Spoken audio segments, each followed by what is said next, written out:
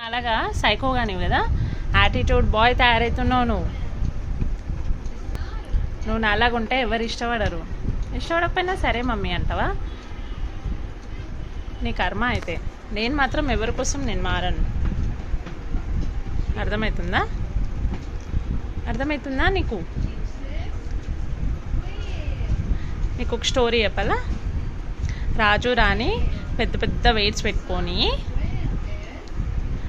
గుర్రం పైన సవారీ చేస్తుంటే దారిని పోయే దానయ్య పాపం ఆ గుర్రంకి ఎంత వెయిట్ మోస్తున్నారు అని మాట్లాడుకుంటారు అని చెప్పేసి దిగినారంట. రాణిని దింపిండంట.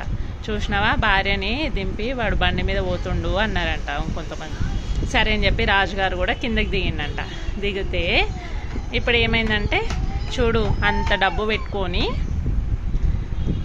గుర్రం ఎక్కకుండా పీషోళ్ళలాగా నడుచుకుంటూ వెళ్తున్నారు అన్నారంట. నీకేం అర్థమైంది? మనం ఎలా ఉన్నా జనాలు ఏదో ఒక వంక క్రియేట్ చేస్తారు. అందుకే మనం మనలాగానే ఉండాలి, అసలు చేంజ్ అవ్వద్దు. అర్థమైందా?